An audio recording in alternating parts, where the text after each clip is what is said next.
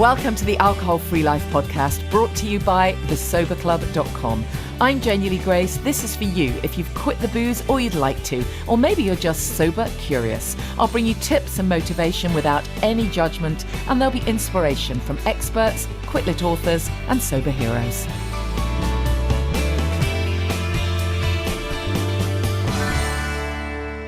Hi, and welcome to the podcast. I hope you're well. Thank you for all the lovely messages from last week's podcast. Honestly, David is just such a gem, such an amazing, wonderful guy. And we've got an exclusive Q&A in the Sober Club as well with David. So now's a good time to join us if you haven't before. I probably sound a bit subdued today. It's funny, isn't it? All the years I worked in radio, kind of pretty much every day, 24 years on radio too. And it's performance, isn't it? You're not living your own life, as it were. You have to be upbeat. But the podcast is slightly different. I kind of just feel like I'm talking to you guys. And I've just had some just absolutely awful news. Yes, just yesterday from about a close friend of mine who has lost her son. And so, oh my goodness, it's just really, really difficult to kind of keep, what it must be like for her. I can't begin to imagine. So I am a little subdued today, a little quieter than usual, perhaps, while I try to process that. If you're going through, grief at the moment, something, terrible shock, I really feel for you. I really do. It's never easy, is it? Just to try and deal with. Life seems very unfair sometimes. Let's put it that way. If you're in the early stages of stopping drinking, then I really hope my subdued tone today won't put you off, because one thing is for sure: whatever you're going through, if you have those foundations of caring about yourself, if you have those foundations of knowing that you can come back to bring yourself back to balance even when times are really, really tough. That just means everything. It really does. When I think back to how I would have dealt with this kind of news some years ago, I just would have taken it as license to drink. Well, fuck it, nothing matters anyway, does it? So just go and drink. And now I just realised that when you work from that place of self-care, self-love might be too strong a word for some people, but just that taking care of yourself, knowing that you're worth it, when you start from that place, it's not an egotistical thing at all. It's just knowing that you matter. And from that place, you don't want to self-harm. You don't want to add any fuel to fire that's already going on. So without doubt, the stopping drinking gives you a different kind of resilience. And that doesn't mean that life is always good. Clearly it isn't. Clearly there's some really unbelievably awful stuff going down for lots of people. But it just means you are able to look for the bright spots and bring yourself back to balance. So that's my slightly sad, subdued intro this week. I do want to let you know about some stuff that we've got coming up. Wednesday, the 19th, there's a webinar. What does it mean to be a sober coach? Completely appreciate that won't be for most of you. You probably listen to this podcast because you're sober curious. So you'll be thinking, well, what is she on about? But, I want to share it here because it's a very big part of what I do. And I know that there are some people listening to this podcast who've been sober for years. And now you're kind of thinking, wow, I wonder what it would be like to really underpin what I do with those skills and those techniques and tools to be able to support other people. So do check out What Does It Mean to Be a Sober Coach. It's a free webinar. It's very relaxed and informal, and it's not a sell. Absolutely not a sell. I don't do those things where I'm, giving you a countdown. It's not like that at all. Our next course is almost sold out. A couple of spaces left. That's in October, and the next one is in January. And then I've got various other things that I'm offering as well. So it's not a sell. I really believe that when the energy is right, the right people show up. So if you've got a little tingling, oh my goodness, maybe that's something I could be interested in, then drop me a message or go to thesoberclub.com, click on events, and register to join us for that webinar. Just if you're just simply curious, that's absolutely fine. It'll just be an informal chat, and we'll give you some tips and tools generally, as well. So join us if you can. That's Wednesday, the 19th of June. And then back to the stuff that is for everybody. I think everyone should do Constellations because it's just so amazing. It really is so amazing. And our next family constellation session, I work with a leading trauma expert, and our next workshop day is Sunday, 21st of July. So I appreciate lots of people are going to be on holiday. But, if there's any way you can make it happen, come and join us. It's in Hertfordshire. Again, you'll find that under events. And then, before that, of course, Tuesday, July the 2nd, is our fabulous Alcohol Free Life podcast live, Sober Club meetup, and fantastic opportunity to mix with like-minded people, and special guest Clare Pooley, the wonderful Clare, whose book changed my life all those years ago. Now she has her third novel out. It's so good. I absolutely love this book. If you haven't got it yet, I think it's out this week or very soon. So make sure you grab a copy. How to Age Disgracefully. It's such a fantastic novel.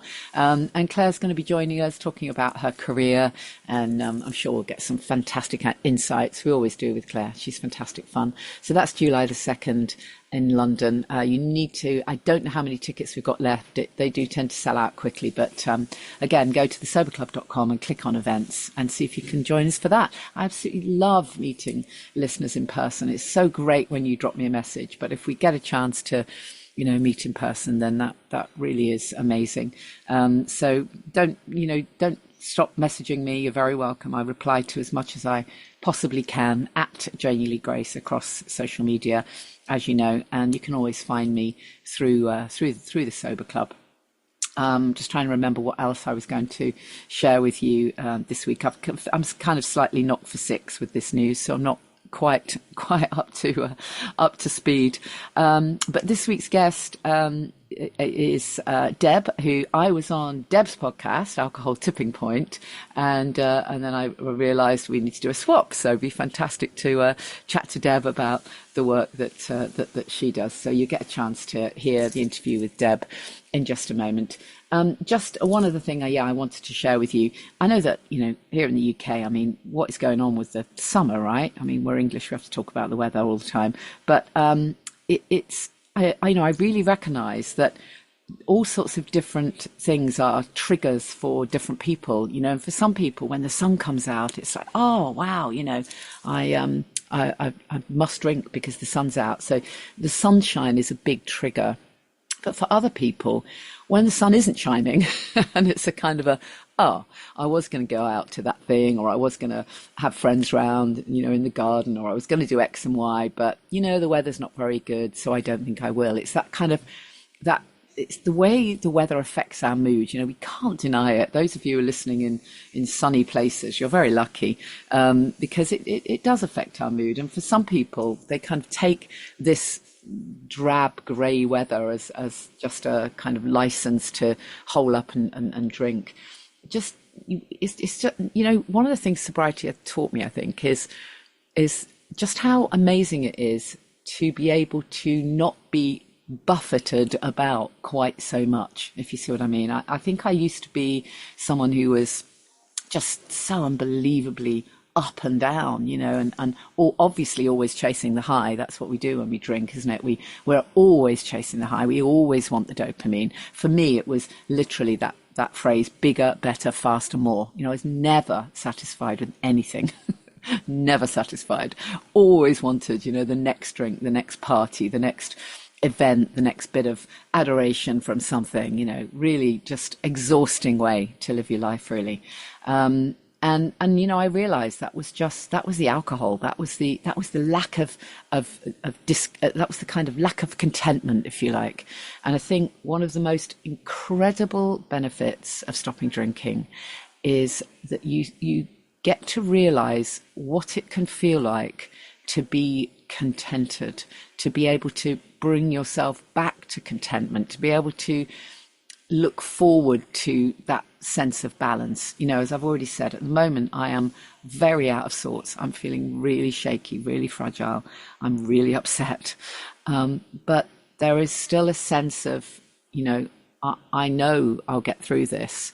There isn't the same level of absolute panic and chaos that there was when, you know, in the past, whenever anything happened that wasn't great, and it might be something big and it might be something small, the reaction is always, right, give me a drink. Just, I'm not feeling good. I want to feel better. Give me a drink, so that I can either numb away from whatever the emotion is and just step away from it, step away from the noise. Give me a drink to do that. Or that I want more of, you know, the bigger, better, faster, more. So give me a drink to accentuate, you know, the good stuff. The reality is alcohol does neither, really. It just numbs us out. It just takes an edge off. But at what cost? At what cost? It's actually a depressant. And it still amazes me, in all the years that I thought that I was cheering myself up. I thought that I was rewarding myself by drinking. But, you know, I realized that all it was a depressant. All it was dragging me down and keeping me caught in that trap, so that I couldn't have that kind of emotional resilience.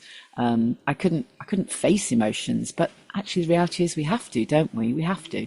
We don't have a choice, really. We have to face emotions. But the good news is, when you stop drinking, you're able to face those emotions and recognize, well, you know what? Yeah, this is not an emotion that I am enjoying. Let's be super clear about that. But I'll get through it. I'll be able to, you know, look at whatever is going on with compassion or whatever is needed, you know, for that emotion. I think that's one of the really underestimated benefits of sobriety, you know, that we don't have to be buffeted by the wind quite so strongly. So what, you know, if the sun's out, I'm going to carry on doing what I do. Of course, it would be lovely to be in the sun, but it doesn't mean I have to drink alcohol. So what if the sun isn't out? I'm going to do what I do. I get my stuff done, right? But it still doesn't mean that I have to hole up and drink alcohol. There is simply no good reason to go back to drinking. Just no good reason. And again, you still hear people all the time. We sometimes have members in the sober club who, you know, use that phrase, alcohol. Yeah, what was the phrase somebody used the other day? I really loved my wine, but it didn't like me. I couldn't be a normal drinker, right? We still hear those phrases all the time, and that's what we have to reframe. You know, why would you want it to like you? Why would you want to be a, in inverted commas, good drinker? I hate that expression. Why would you want to be able to take in copious amounts of alcohol and not have the, you know, negative benefits? Does that make it okay? I mean, absolutely not. At the time, you know, I used to think that, wow, I was a good drinker. You know, I could down a hell of a lot of booze and still feel absolutely fine, pretty much, and you know, head off to work and everything was good and nobody else knew. But it was all a lie. It was an absolute lie. The Emperor's not wearing any clothes at all, and deep down I was utterly miserable and chaotic, as I've already mentioned. So don't allow yourself to be buffeted by the weather or anything else, because when you come back to that place of knowing who you are, that place of just being able to, I suppose, just like yourself. That doesn't mean you become perfect, definitely not in my case, but you do become authentic. And that's really, really quite something. That sense of authenticity that comes when you stop drinking. It's just an incredible benefit. And it's not an easy one to talk about, is it really? I don't know if I've described all of that very well, particularly.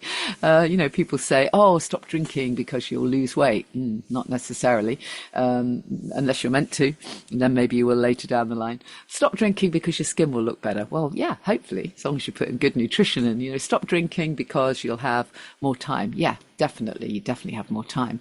Then you can choose what to do with it. But stop drinking because you come back to who you really are. You can start to be authentic. That's massive, you know. If we could bottle that bit, we really could sell it, I think. So if you're early days, stick with this. I know the early days can be really hard because some of us have got a very strong self-sabotage, and there's a piece of us that just wants to hit the fuck it button. Even if we've paid for coaching, even if we've joined the sober club or whatever it is we're doing, there's still a little bit of us that wants to self-sabotage. And how do we get past that? Well, it's little by little. It's putting in the work. It's doing that little bit of self-reflection. It's eating really, really well. It's being connected. It's doing all the little pieces and reframing the negative thoughts. That's a really big one. Being able to actually look at our thoughts and ask ourselves, what's really going on here? It's never that you just want alcohol. That's not what you want. Of course it isn't. It's all the associations that go with it. It's the nice glass. It's the friendship or whatever it makes you feel. It's about the feeling you want to create. And there's always going to be a healthier, better way to get whatever that feeling is, if you really want it, than by drinking. Anyways, enjoy the interview. My guest is Deborah Masner, or I should say Deb, really, founder of Alcohol Tipping Point. Deb, thank you so much for joining us. It was so lovely to be a guest on your podcast a short time ago, and I thought, let's return the favour. Awesome. Yeah, I liked having you on the show too, and just how you rock. Well, I'm really interested to hear your story because you're a registered nurse, so that gives another whole kind of underpinning of everything, doesn't it? Really. Yeah, let's take it right back. Tell us a bit about your story, all the way back. All the way back. Okay. Well, I grew up in a small college town in Idaho, which is closer to Washington and Oregon and the Pacific Northwest. I just say that because people get Idaho and Iowa and Ohio. Yeah, you're confused, yeah. We are the potato state. Anyway. Great. Not the corn state, the potato state. Anyway. I grew up in a small college town, and I started drinking really early, like when I was in junior high, when I was 13. And I just remember just stealing alcohol from our friends' parents, watering down their liquor cabinets because we would take their bottles of alcohol and use it and then water it down or put iced tea in or something.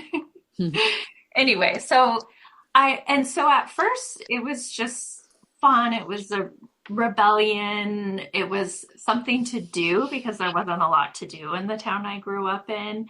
And it just seemed like everybody else was doing it. And so it was very much part of the party culture of the town. And there's a university there, University of Idaho. And back in its heyday, when our drinking age was lower in the US, it was rated one of the biggest party schools in the United States. And I think they kind of held on to that. But all that to say, so high school, party.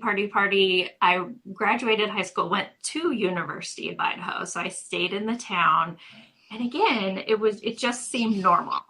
It just seemed like everybody else was drinking. And I was still really, doing well. Like I got great grades. I studied psychology there. I had a job. It just from the outside, it was just kind of a teen thing. And then I moved down to Boise, Idaho to be with my now future husband. And I kept drinking, but it wasn't as social. It was more just a way to de-stress at the end of the day. It was also and I've kind of reflected back to this, and I don't know if you can relate, but wine started to become fancy. It used to be drinking was to get drunk and you would drink whatever. But all of a sudden, I got introduced to wine. And that became okay to just drink by yourself at home because you were like a wine connoisseur, you were a lush, I just felt like, oh, I'm an adult and this is what adults do. And that was also when wine was just getting marketed more and more to women and more just normalized into our everyday lives. So fast forward to then I went to nursing school down here at Boise State University. I started working as a nurse in the VA here, which is the Veterans Administration. So it's for retired or discharged military members. Can I just ask, is nursing college in the States similar to the way it is in the UK? I mean, they tell me, it's not my profession, of course, but they tell me that it's the booziest culture ever. Like in med school, oh my God, can they drink? Is it the same in the States? College in general was the booziest culture ever. I don't know. I mean, a lot of nurses party hard, I suppose, but I feel like I hear a lot more lawyers. Yeah. I would that too. Hold that title. Yeah. It wasn't as much. Nursing school for me was after I already had my psychology degree. And so I wasn't a traditional student at that time. I was working as a CNA, as an assistant. And so the people that I met there weren't as big a partiers. So I guess maybe not as boozy as in the UK. Yeah, sure. But anyway, sorry, carry on. I interrupted you. So you're okay. working as a nurse. Feel free to interrupt me at any time. Yes, so I was working as a nurse at the VA, and it was interesting because part of my patient panel there, I was on the medical surgical unit, the med surg unit. Part of my patient panel was detoxing patients. And so I would be like visibly hungover, kind of shaky from my bottle of wine the night before. But I would be going through and asking these veterans like, okay, are you anxious? Are you having hallucinations? Are you, just all this stuff and helping them get through their 5-day medical detox. But also, I guess proving to myself like, well, you're okay because you're a nurse. You're not in the hospital. You don't need this. And at that time, I started taking more breaks from drinking. I would sign up for a running race or something, and I take the month off before. And just to kind of show myself like, I'm fine. I can keep on drinking. It's fine. And so I did that for a long time. Yeah. And I stayed stuck for a long time too, because I think I was always comparing myself to people who hit the rock bottom. Yeah, people exactly. that came into the hospital, people that we talked about in nursing school. It was always like, you're either quote unquote a normal drinker or you're a quote unquote alcoholic. Yeah. And I proved to myself again and again, well, I don't check those boxes. I'm checking all the right boxes. Like, I'm married, I have a job, and then I had kids. And it's so true, isn't it? That this is what keeps so many people stuck for so many years, isn't it? The fact that we don't fall into that camp. So therefore we don't, and we think we're the only ones. I guess you, like me, felt as though you didn't really probably know many other people because they probably didn't talk about it, right? Oh, absolutely. And I was young, and the only AA meeting I ever went to was for a nursing class. And I went, and it was kind of your stereotypical AA meeting in a hidden location. It wasn't in a church, but it was like in a random location. There were a lot of older people, older guys, people smoking. Here I was like in my 20s and a woman, and I was just like, well, definitely not for me. I'm not one of them. Yeah. And I think that's why I'm so passionate about what I do, just to show people like, you don't have to be a quote unquote alcoholic. You don't even have to have a drinking problem to quit drinking. You can just quit drinking because it's shit for your health. Yeah, exactly. Because life is so much better without. Yeah, totally. Yeah. So how did you do it when you did it then? What was the kind of the turning point? Well, as the name of your podcast, the tipping point. What was the tipping point for you? The tipping point for me. Well, I think really changed for me was because I would take breaks. I would ask for help. And even the people I asked for help would be like, you're fine. Like, you have a job, you have kids, you're fine. Like, you're checking all the boxes. I don't think you really have a drinking problem. I even got like naltrexone. So I was trying forever to do moderation. Remind me what that is. Is that the drug that makes you feel ill if you do drink? The drug that makes you feel ill is the antabuse. Right. What's the naltrexone? And then the naltrexone is what helps decrease your cravings. Ah, yes. Block the positive effects of alcohol. Right. I thought, oh, this is literally my magic pill for drinking. Yeah. I find those kind of things really worrying because you're not really changing anything, are you, from the mindset perspective?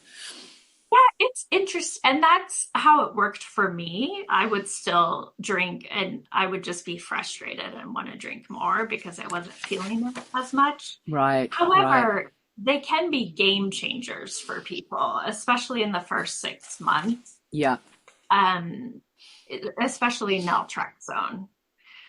At any rate, so it was 2018 when I saw an ad pop up on Facebook, and it was Annie Grace's This Naked Mind. I'm sure you've heard of it. Yeah, of course. Yeah, I've interviewed Annie. Yeah. And I got that book. The book was advertised like so many people read this book and then they never wanted to drink again. And I was like, ooh, well, that didn't work for me. Yeah. However, it was paradigm shifting because for so long it was, you're broken. You have a drink. If you can't control your drinking, there's something wrong with you. You must be an alcoholic or whatever. And this book was so paradigm shifting because it was like, okay, hey, let's examine alcohol. Alcohol is the problem. Alcohol is highly addictive. Alcohol is causing all this harm. And big alcohol marketing has been selling you a pack of lies. Yeah.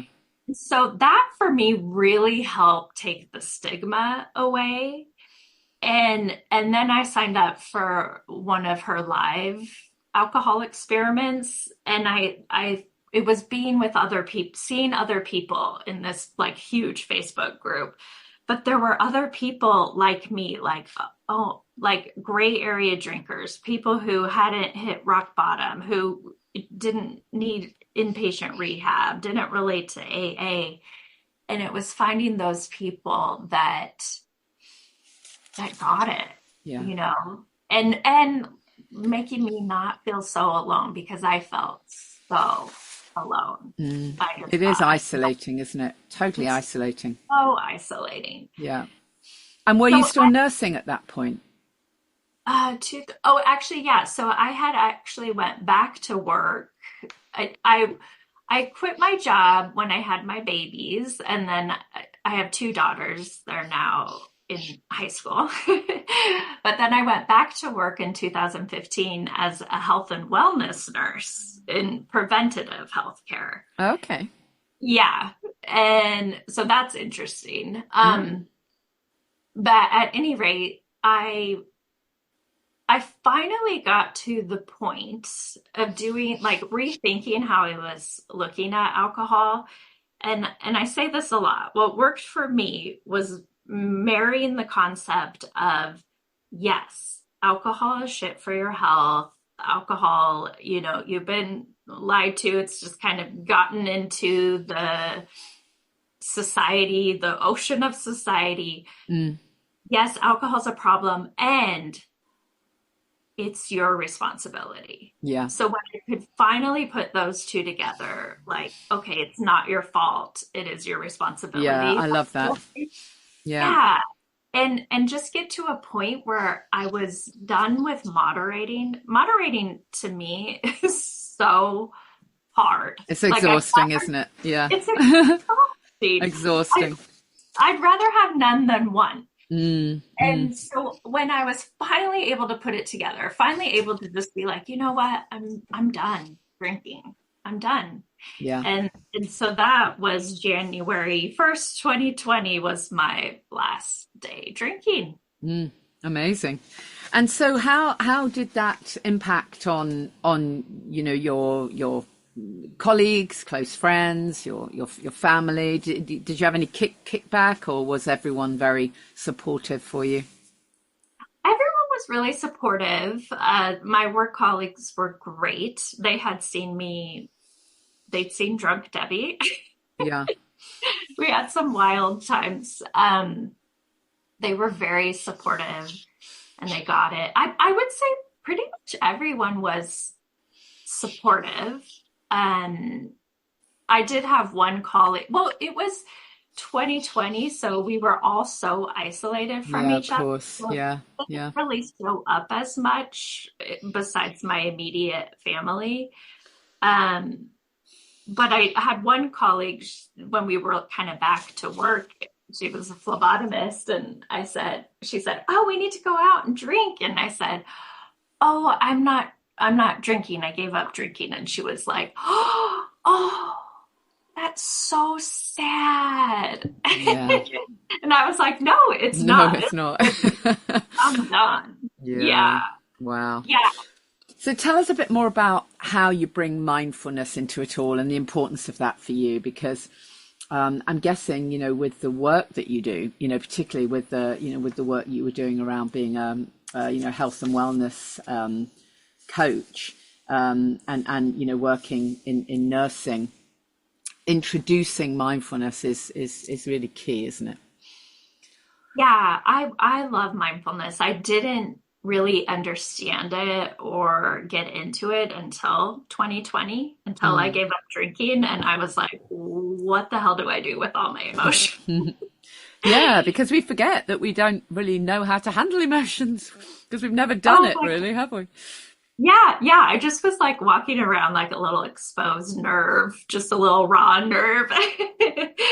And so within my department, we had a class called mindfulness-based stress reduction. And I took that class and I was like, wow, this is so comforting. It was so comforting, especially during the pandemic when everything was so uncertain. And what I learned from that was just like, in the present moment, you're okay. Right now, you're safe. Right Mm. now, you're not drinking. And I realized so much of my life and all of our lives really is spent either like ruminating about the past or anxious about the future. But if you could bring it now to the present moment, there's so much comfort and peace there. Yeah. So that's kind of how I started learning about mindfulness. And then our department needed a different course to offer, and they wanted to offer it to our nurses in the hospital who were getting really burnt out. And real burnout, and there's still a lot of burnout in healthcare, especially due to the pandemic. Like healthcare didn't really look the same.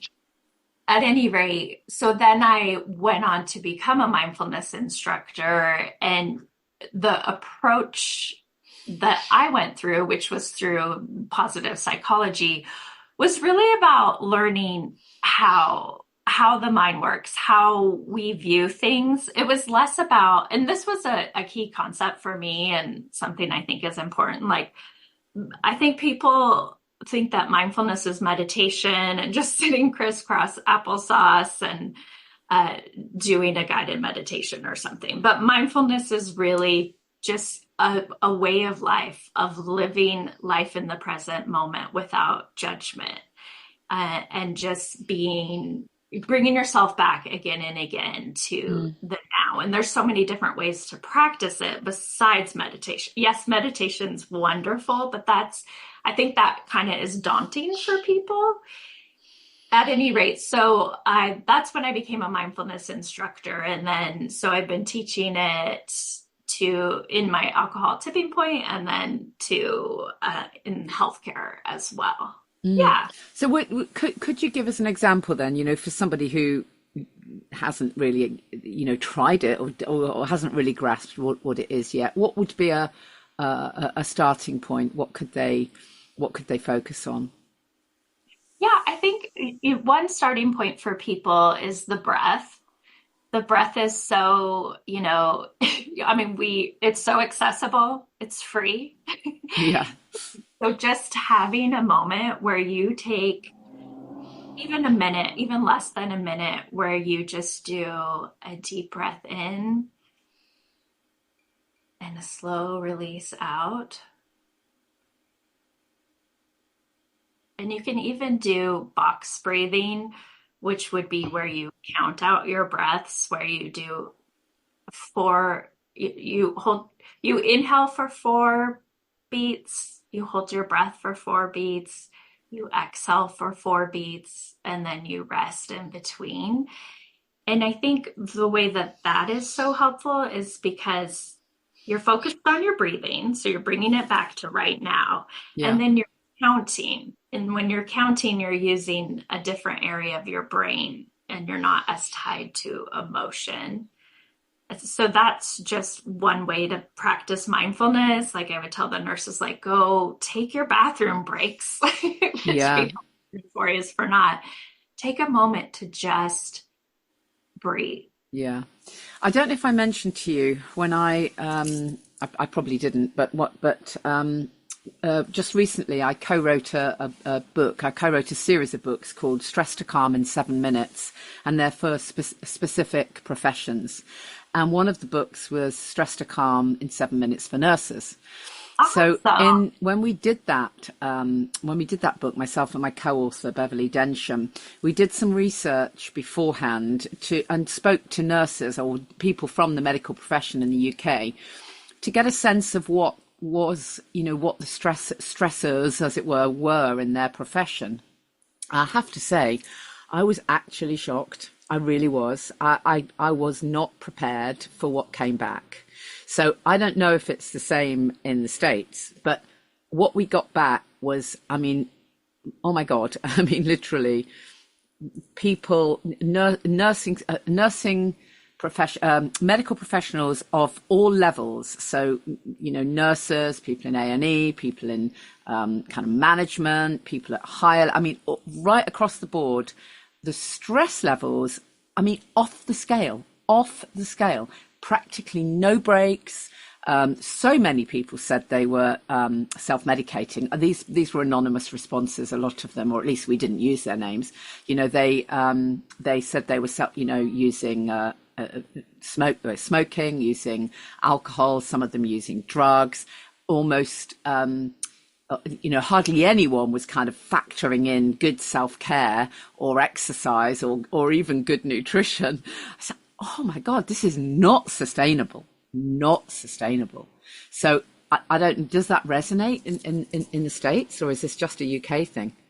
Oh, no, it's definitely resonates. Healthcare, especially nurses, a lot of them are working 12-hour shifts. Yeah. They work 7 to 7. You're on your feet all day. And it's such a giving, draining. Yeah, exactly. Yeah, but all of them said, it was quite interesting doing that research because so many of them said that they still loved the work. They'd gone, the intention that they'd gone into the work with, the vocation, if you like, that still, that still held for them. But it was the everything else, the everything else. Yeah, and you're kind of in this position where you're the middleman, middle woman, middle. Yeah. You don't have as much control over what's going on because stuff is coming down from doctors, from leadership, from healthcare administration. Exactly that. Exactly Yeah, that. and then That's you're exactly just what they said. trying to save lives. I remember when I was working med surg before work every day, I would be like, I couldn't even say, don't let someone die. It was, don't let me be the cause of someone dying. God. Yeah. I mean, it's not difficult, is it, to imagine how, why so many people in this profession are just going home and downing a bottle of wine. Yeah, but what's interesting to me is stress is kind of stress, right? And we worked with a lot of teachers in my wellness program because we ran wellness programs for companies, and one of our contracts was a school district. And the level of stress that people came in with teachers with teaching That that was our matched. other book, Stress to Calm for Teachers. And let me tell you, those responses were quite scary too. Right, right. So it was interesting, even though nursing is a lot of life and death, and you would like, oh, of course, that's stressful.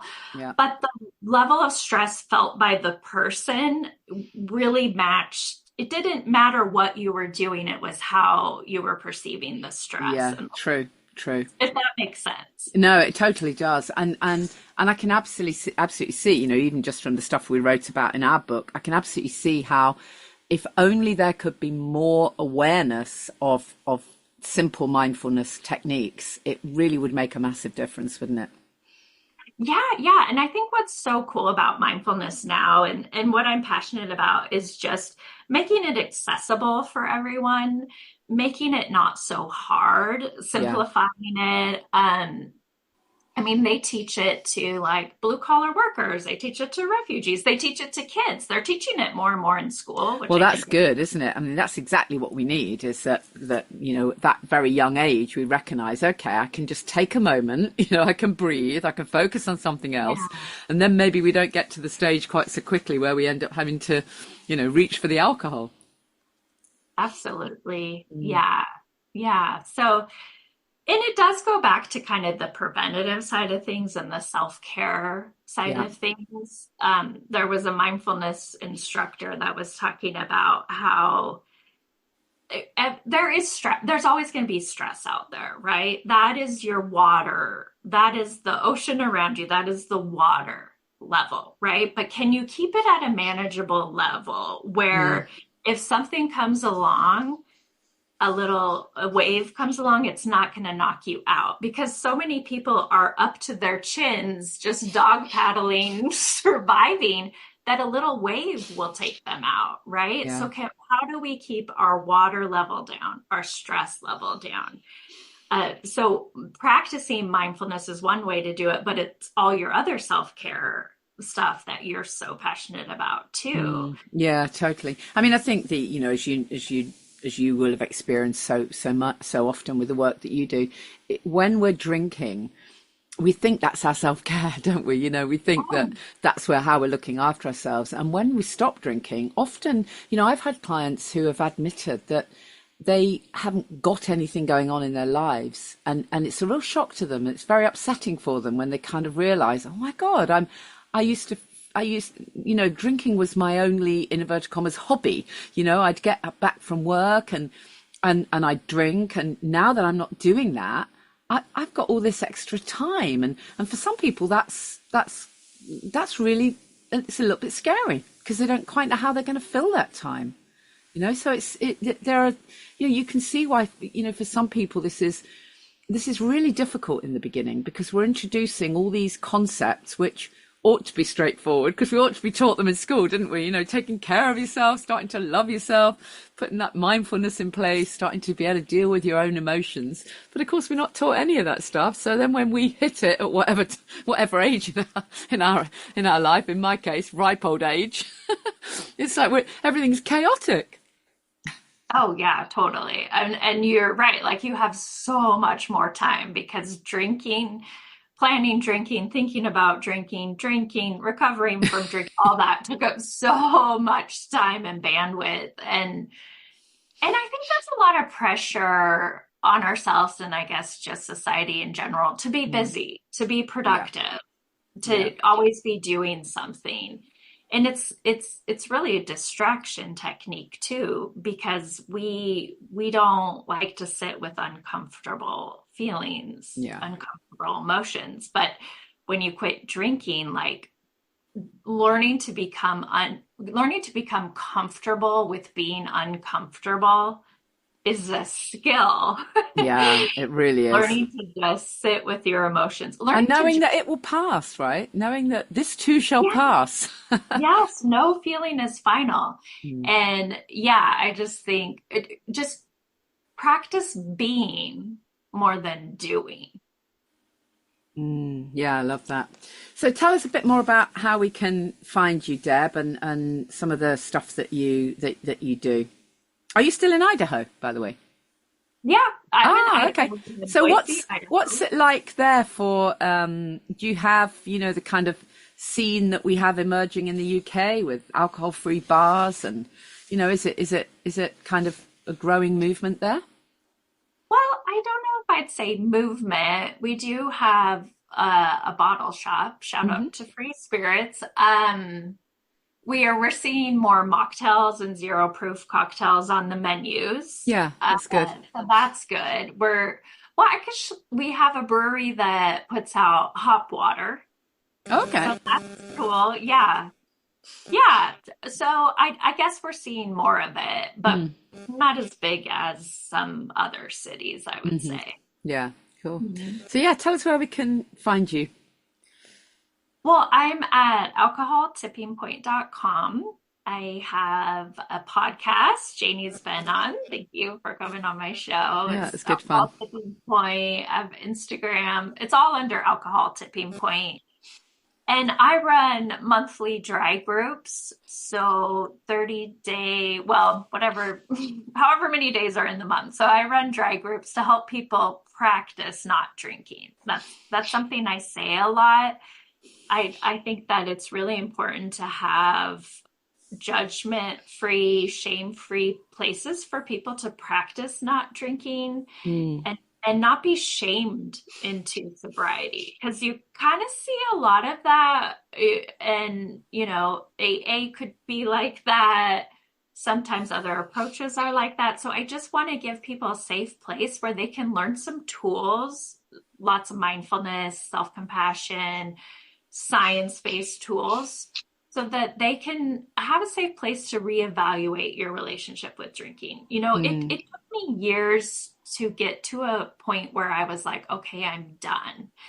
And for people to be perfect right out the gate, I think it's really difficult. I mean, I agree, and it's an interesting one because we tend to beat ourselves up about it like we wouldn't about anything else. I interviewed Dr. Adi Jaffe on the podcast some time ago, and he talks about this, the fact that we go on diets. Most women have been on at least one diet in their life, if not 15.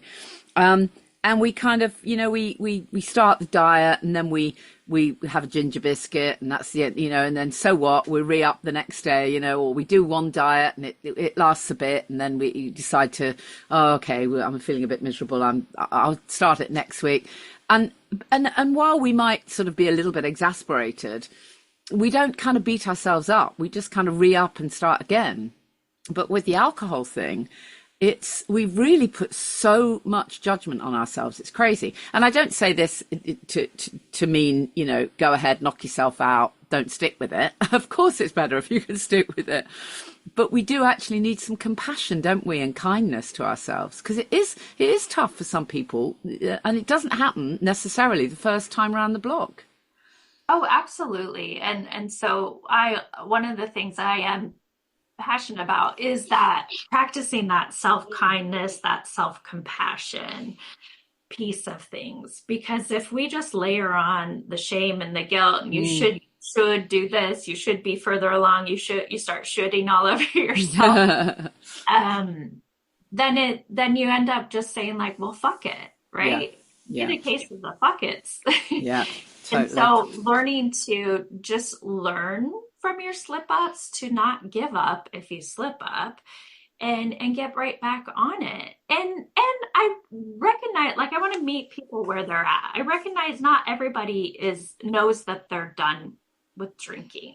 It's a process, right? Yeah. And it's like I had talked about in one podcast, well, we talk a lot about breaking up with drinking, right? Divorcing it and whatnot. But I also think if we talk about like, well, how about dating sobriety, dating the alcohol-free life? You, you kind of need to date it before you're going to marry it, right? Mm. And so this is kind of helps lean the scales a bit where you're practicing not drinking. You have your first like sober wedding, your first sober concert, your first sober event or whatever, your first sober Monday night, your first Yeah. Friday night, right? But it's kind of like you're dating it and just seeing like, oh, do I like this? Do I like this? Because it's a new identity, isn't it, that you're Yes. stepping into. I've never met anyone who prefers themselves drunk. That's for sure. I Yeah. used to think I did, but Yeah. yeah.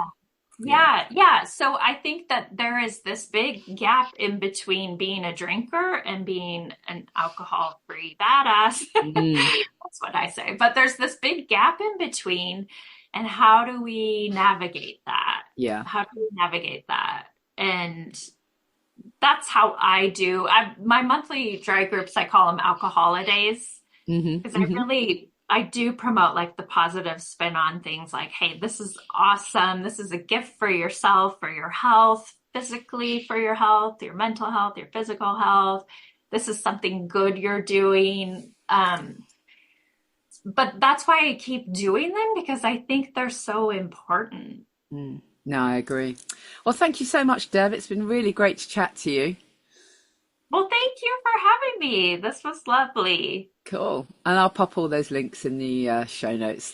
Don't forget, we have our event coming up on the July the 2nd with Clare Pooley as my special guest. I'm so excited to meet some of you. It's so great to meet podcast listeners. So really look forward to meeting you. If you can't make that event, we will be doing another one. So just keep me posted if you'd like to come to one of our events in the future, but you can't make that one. Actually, what I did mean to share with you is that the Sober Club is 5 years old in September. I can't believe it. How incredible. Where's that time gone? 5 years old. So we're definitely going to have a celebration for the Sober Club early September. So if you're going to be in the UK, we'll definitely create something fun to celebrate that. So yeah, July the 2nd, then Sunday, 21st of July is our family constellations session, our workshop in Hertfordshire. Come if you can, come with an open mind. It's amazing work. It really is. And it's very positive as well. I know lots of people think, oh, I'm not feeling so good at the moment. I don't know if I'll be able to cope. You absolutely will. It's really good for your soul to do things like constellations. So check out thesoberclub.com/events. And just another mention for those people who are interested in checking out what it means to be a sober coach, and very importantly, what it doesn't mean, then we have a webinar on Wednesday, 19th of June. You do have to register for it, though, so hopefully see some of you there. Follow me on social media, at Janey Lee Grace. Always reach out. If you're struggling, if you're finding something hard, then I know it's not for everyone to join the Sober Club or communities, but always tell someone, and preferably make that someone who has been there, done it, got the T-shirt. So not just necessarily your partner or your family, because, they love you, they want to support you, but they don't really understand what this feels like. So tell someone who's been there, done it, what you're going through at the moment. It just adds another layer of accountability. You can absolutely tell me, I am there for you. I will reply to as many messages as I possibly can. Thank you so much for listening to this podcast. Actually, I must remind you to vote for me as well, if you would, in the British Podcast Awards. It's literally britishpodcastawards.com/voting, and just write Alcohol Free Life podcast in there. It will come up with a little pic of the pod, and you just put your details in, and then you do have to click the email that they send you for your vote to be counted. So I would so appreciate that. This is my little labour of love, and it's very much appreciated. If you want to support the work, then you can buy me a coffee, buymeacoffee.com/Janey Lee Grace, or let's meet up and I'll actually have a coffee with you. See you next time. Thank you for listening to the Alcohol Free Life podcast, brought to you by the Sober Club. Please rate and review. And if you want support, accountability and inspiration, and you want to live your best life without the booze, check out thesoberclub.com.